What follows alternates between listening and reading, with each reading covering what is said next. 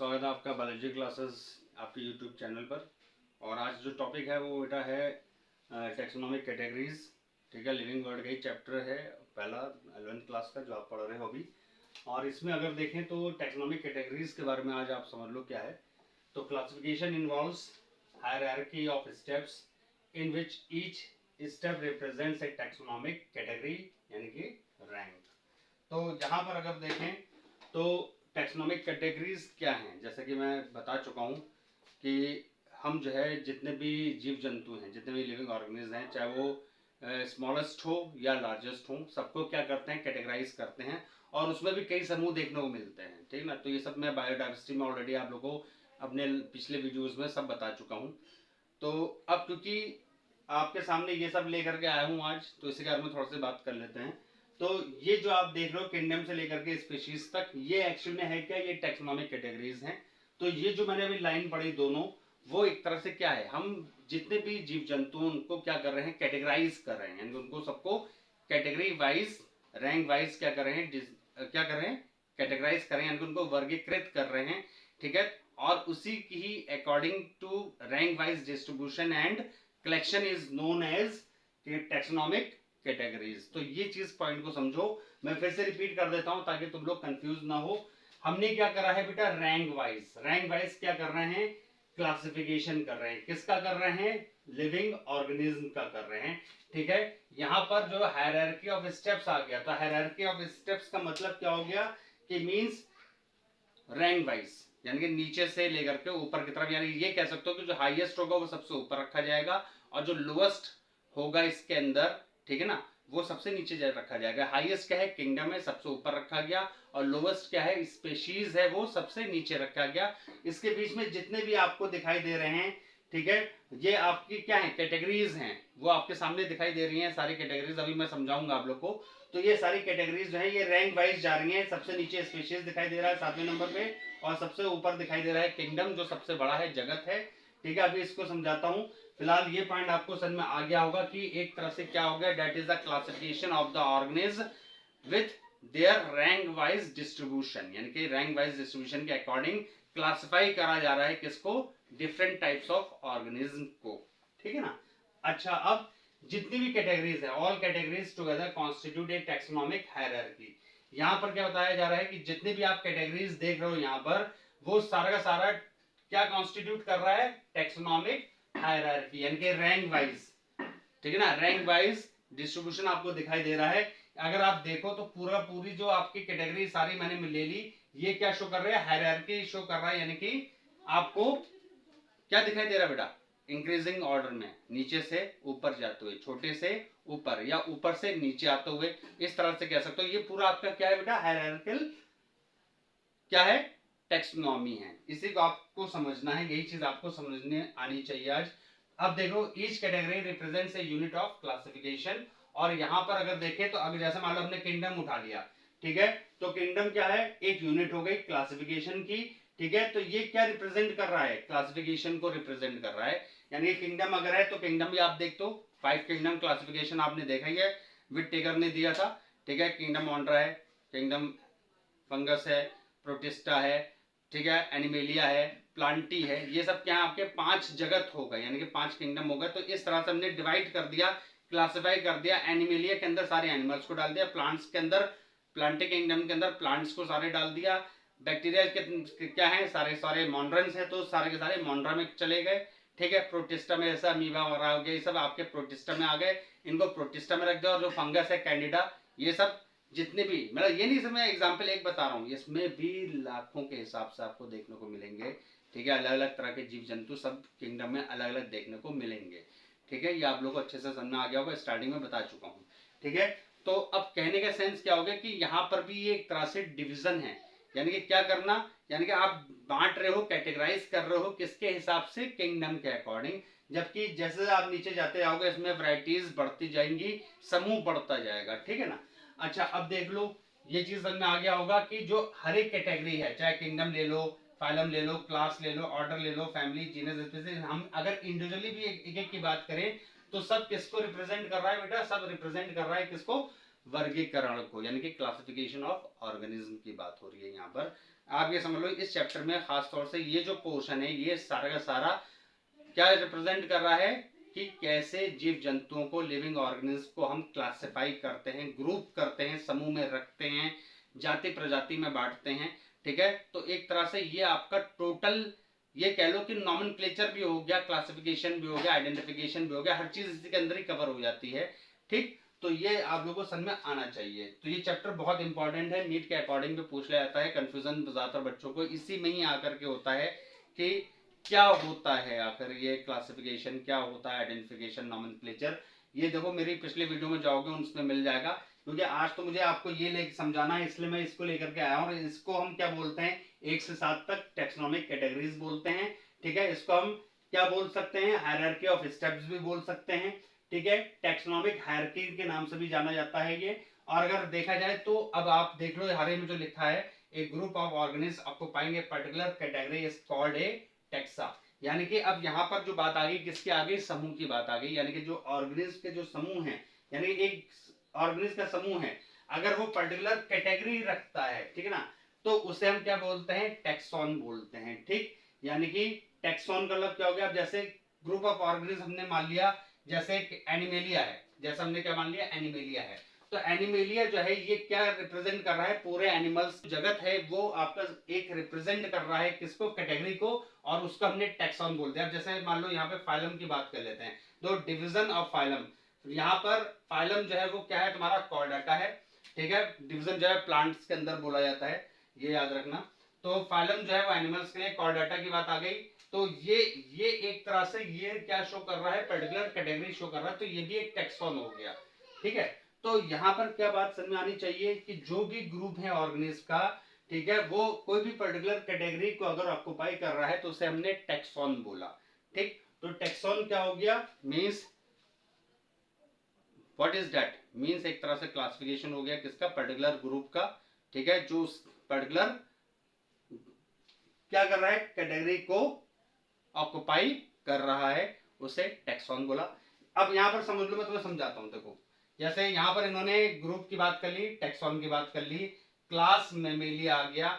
मैंने अभी स्टार्टिंग में आपको टेक्सा बताया था, जैसे एनिमल जो है वो किसका टेक्सॉन है, किसका टेक्सा है, वो है किसका, किंगडम का।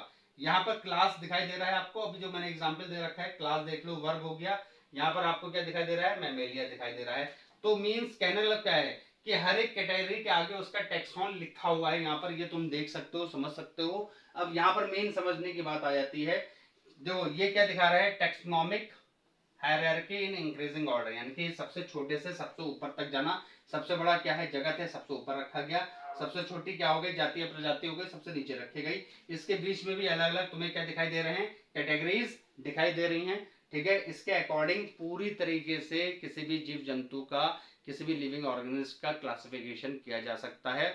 और इसी तरीके से इन्हीं सारे कैटेगरीज की हेल्प से ही, टेक्सॉन की हेल्प से ही हम स्पेसिफिकली किसी भी ऑर्गेनिज्म को अच्छे से जान सकते हैं, समझ सकते हैं, पहचान सकते हैं, और उसे क्लासिफाई भी कर सकते हैं।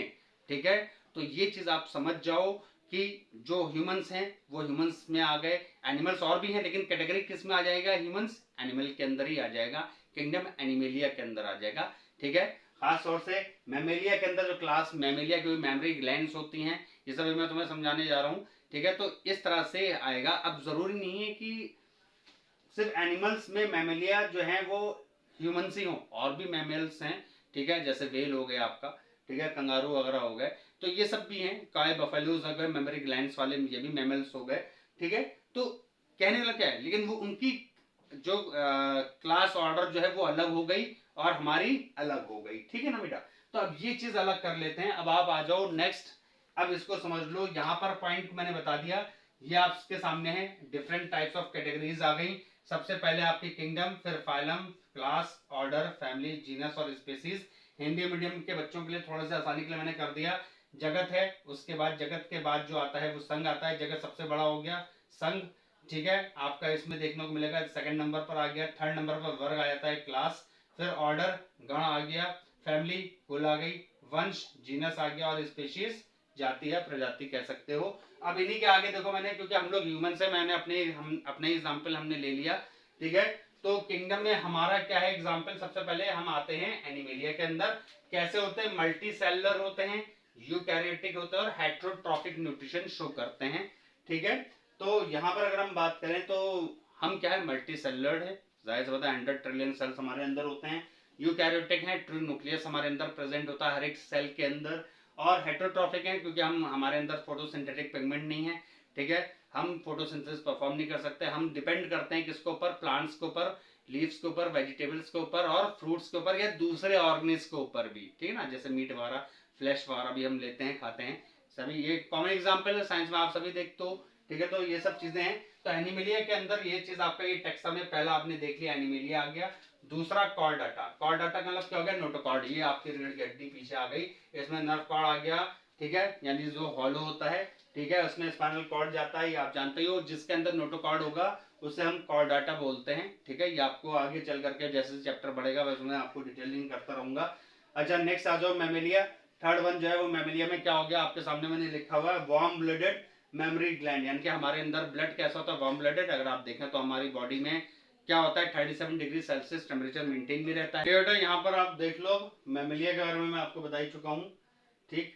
अब आ जाओ नेक्स्ट, आपका प्रेमेटा आता है, दैट इज ऑर्डर। ऑर्डर में हम प्रेमेटा में आते हैं।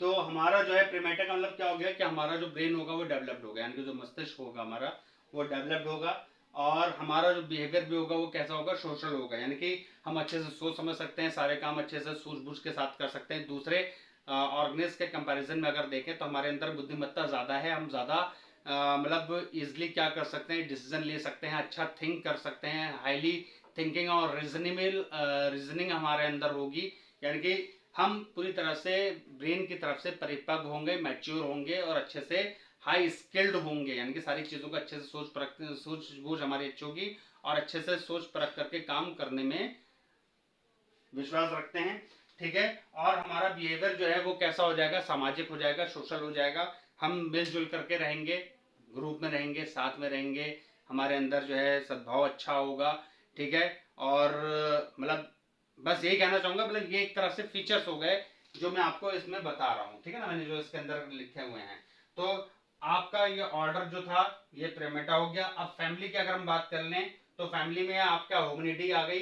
होमिनिडी का मतलब क्या हो गया कि जो पहले जितने भी, जैसे ग्रे टाइप्स की बात कर लेते हैं, गोरिल्लाज हैं, चिंपैंजीज हैं, ठीक है, ह्यूमंस हैं, तो मतलब ये हम वैसे भी बोला जाता है कि इंसानों की उत्पत्ति जो है वो बंदर से हुई है, ठीक है ना, बहुत पुराने टाइम से में, ठीक। तो ग्रे टाइप्स यानी कि जो हमारे एंकेस्टर रह चुके हैं। तो एक तरह से ये कहने का मतलब हो गया कि हमारा, क्योंकि हमारी जो कुल है, हमारा जो फैमिली है वो कहाँ से स्टार्ट हुआ है, वो एप से स्टार्ट हुआ है, गोरिल्ला चिंपैंजीज के